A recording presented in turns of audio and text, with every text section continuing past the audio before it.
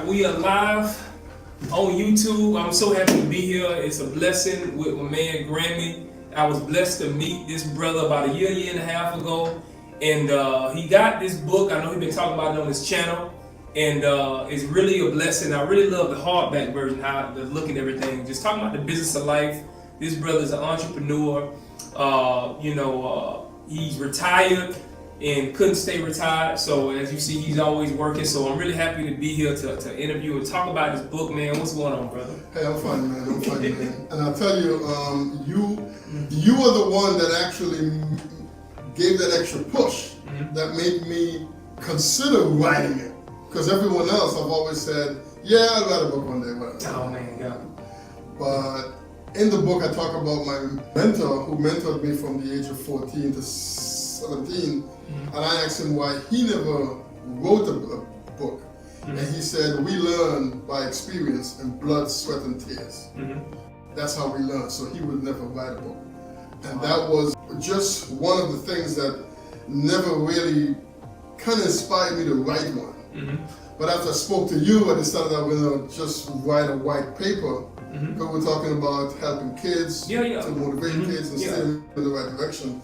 I was going to write a white paper and just kind of have that out there so that people will know who I am, and then I could come and talk to kids. And then I have a friend in the same Martin. When I told him about it, I said my difficulty is going to be typing, because I type with 4 fingers, Listen, ain't a good type that doesn't work. Because he got an app where I can just talk it into it, and then it types it out.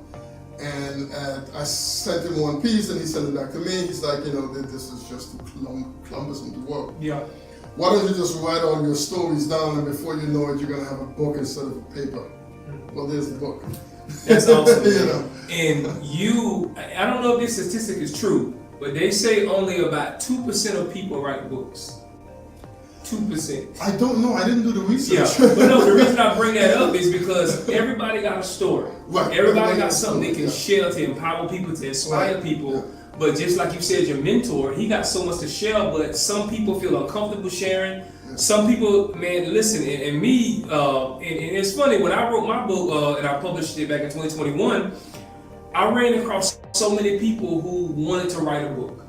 And I heard stories like, I don't think my story is good enough. I don't think I'm valuable enough. It's so many roadblocks we have, but you overcame them. So what inspires you to, even though you have those roadblocks, you never wrote a book before, like how did you push past the I'm just thinking about it to actually doing it? Again, once you said it, I'm like, you know what, this guy wrote a book. Again, for me was to write a paper. So if I get my name out there, I could end up in like a juvenile detention center and just showing kids, hey, look at me. I stutter. I'm a high school dropout, and I made it. In my book, I talk about a story where I was locked up at the age of 12 for the first time, and then again at 16. But at 12 years old, I got to go home at 5 o'clock. At 16, I get to spend some days in jail. You know what I mean? And then someone taught me how to get around all of that. So it's the stuff we learn. That's why it says learning, right? We're learning. As a kid, you learn. You got to learn all these different valuable things. And most of the things you learn is to overcome. Right? You got to creep before you walk. But in creeping, you overcome the creeping and you start walking. And once you start walking, you overcome the walking, and now you're able to run. Right? But we just gotta make these first little steps. And the more you step, the more you can step. Right? If you wake up in the morning and you don't come out of bed, not a lot of bad things gonna happen. But it's not a lot of good things gonna happen either. Right? So for me, I don't even look at overcoming anymore. I don't even consider it overcoming. I just look at it as making the first step. Right? On one of my clips on YouTube, I said, if you don't think of what it is you want to do and make the first step, until you make the first step, you're standing still. You can think about all the things, all the dreams, all the hopes, everything. If you don't make the first step, nothing happens. right? And that's kind of who I am. Whatever I want to do, I think about it, I process it in my own way. Yeah. Right? I got statistics in my head that will make no sense to anyone. Yeah. Right? But I will make the first step. Yeah. Right? And then before you know it, there's action, there's things happening. Yeah. But it only happened because I made the first step. Yeah. Talk to me about environment. Like when you said you was juvenile at 12 and at 16, you in an environment around kids, around people who staying in that wrong direction, staying with that wrong mentality. Like what shifted in you to was like, okay, I'm not gonna keep going down this path. I'm finna make this right hand turn.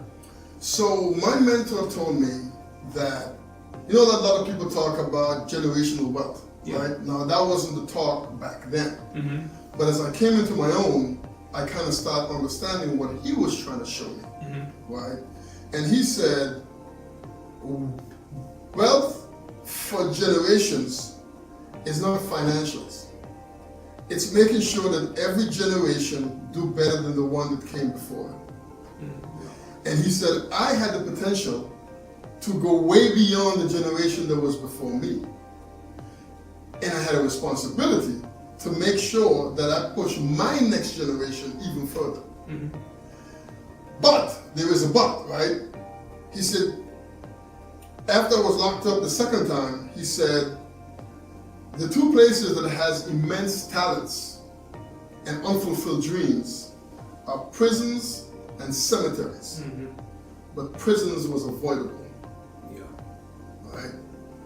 And so he was right. I could think about it and I could see it. I guess I didn't know I had an anger problem at the time. And maybe it wasn't so much an anger problem, but I was also bullied a lot. And so with that combination, you know, it's like you end up in jail or you end up dead because some idiot did something. If you can recognize that person is the idiot and not you, then you don't do the idiot thing because of them. So he taught me to walk away. He said, you got to be careful of your surroundings. Be careful where you place yourself. Because we put ourselves in environments and surroundings to where we kind of have a feeling nothing good is going to happen. But we do it anyway because it's cool. And then something happens and then we regret it after the fact. You know? And he said, be careful who you're friends with. Because if I'm friends with you but you're mean to somebody else, our friendship is just one argument away before you turn that on me. So when I look at you, if you're a mean person, we can't be friends. If you're mean to John or Tommy or whatever, I'm not going to be your friend. And it's crazy you saying that because it's unfortunate that we learn principles like that the hard way. You know what I mean? Because it's like when you in middle school, high school, you got to learn that crap. But then when we become adults, you have, like you talking about, anger issues. Like, especially us as men, there's a stereotype that men don't like to talk about their emotions. My wife and I, we talk about this all the time. My dad indirectly taught me, because my dad was a very silent person emotionally. He was the type of person that would hold stuff in. Me, I found that that's not healthy, but I'm not going to do that. So if I don't like something, if I'm frustrated, if I'm upset, if I don't like something, I'm going to say something. And I'm grateful that I learned that lesson. And sometimes it's unfortunate, like especially what's going on in our culture right now, people don't want to stand out. They're comfortable. They would rather look like they got it together than actually doing the things to get it together. See, it's a double-edged sword. Right? So depending on the environment you're in, so I was taught to work around everything. If you can't go around it left, you can't go around it right. You can't go above it, you can't go under it. At some point you gotta go through it. But going through it is the last resort. So most of the time I won't be the guy that will speak up. I will try to work around. Right? Because for me, it's my goals and my dreams. It's not your goals. I'm not working on your dreams and goals. I'm working on mine. Right? So if you're an obstacle in my way, I'm gonna get around you. It's like basketball, football. You got to get around the guy, right? Yeah. So I'm not the one to complain a lot. Mm-hmm. And again, it comes from a combination of things. I was an only child. Yeah. I was raised as an only child. Yeah. And so there was nobody to complain to. Yeah. Right? Yeah.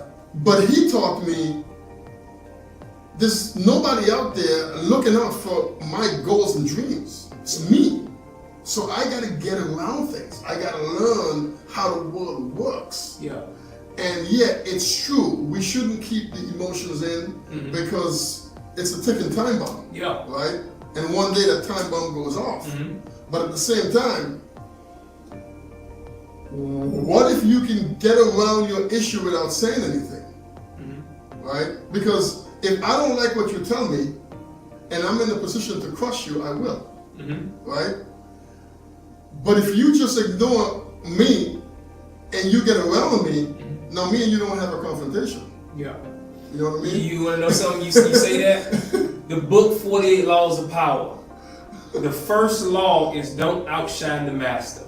See? And he tells a story, man. That book, man. Listen, people talk about Robert Greene in that book, 48 Laws of Power, but that book, man, got some harsh lessons that's unfortunately true. And I know I'm in the automotive. I sell cars for a living, and I see it in the automotive industry. But he talked about he tells a story about there was back in the Renaissance times there was he was like a treasurer, and he was friend of the king. The king passed, so a new king came.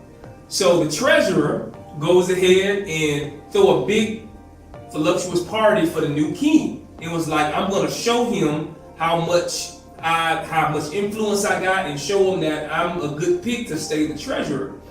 So the king comes to the party and everything's fine. The next day he gets thrown in jail. Get charged for treason, stealing from the king. Come to find out, the new king was very, very insecure. And he seen the treasurer as having more power and influence than him. And he seen it as him flaunting that. The treasurer seen it as, I'm just trying to show you how much influence I got, show you how much I can help you. And that's the double-edged sword, right? Yeah, got thrown in jail. So when you tell that story, and when I listened to that, and this was a true story, and I listened to that, and I thought about what you just said. It's like the mentality you gotta have to be successful. There's principles you gotta learn that you may not like. Exactly. And I really like what Dave Chappelle said. He said his mom always told him, become a lion so you can be the lamb that you really are. Yep. I really like that, because whether we like it or not, people ain't gonna be for you. No. Like you said, if they can crush you, they will. Right. If they can crush you, they will. Yeah. So you got to develop a mentality. You got to develop that mentality. Yeah. And he used to say a lot of the times, don't let them see you coming. Mm-hmm. Because if they see you coming, they're going to prepare for you. They're going to stop you. They're going to block you. Because they saw you coming. Mm-hmm. You know. And the other thing he used to say is, understanding another person's point of view, and I have it in my book, is very important to learning. Mm-hmm. Right? So we can agree to disagree, or I can disagree and walk away. And that taught me I don't have to be confrontational. Mm-hmm. Right? Why do I have to confront you?